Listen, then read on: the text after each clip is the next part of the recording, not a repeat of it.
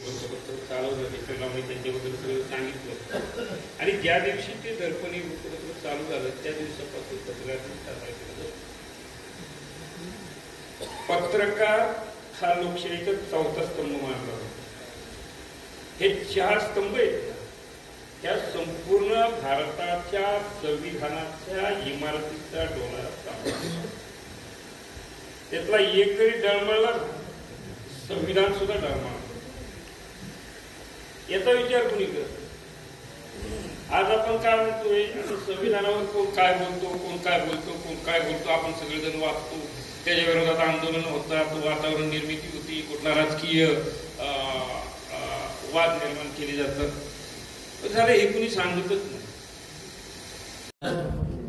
अतिक्रमणाची कारवाई करायला गेला आणि तिथं जर आम्ही तुमच्या बरोबर असेल तर 100% तिथे विरोध करेल.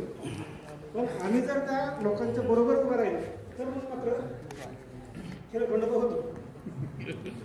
तर इथून पुढे आमचं देखील तुम्हाला चांगल्या कामामध्ये सहकार्य असेल, तुमचं देखील आम्हाला चांगल्या कामामध्ये सहकार्य असतं. आणि आज तुम्ही आम्हाला इथं बोलवलं, आमच्या सन्मानाचं आयोजन केलं, याबद्दल मी तुमचं आभार मानतो. खरं तर आम्ही पत्रकारितेमध्ये आलो तो काळ जरा वेगळा होता. ब्लॅक अँड व्हाईटच्या जमान्यात आलो होतो. पत्रकार जरी आत्ता दिसत असेल तर आम्ही मूळचे छायाचित्र करायचो.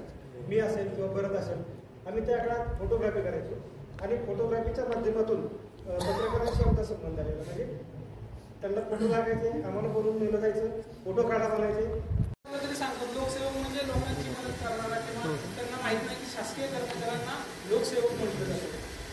दुसरं असं की अनेक जेजुरीचे विषय आहेत. नंतर मला जास्त मार्गदर्शन असतं ते PM दादा काळे, नंतर विजयकुमार हरिश्चंद्र खडके साहेब आहेत, अनेकांचं मार्गदर्शन राहतं.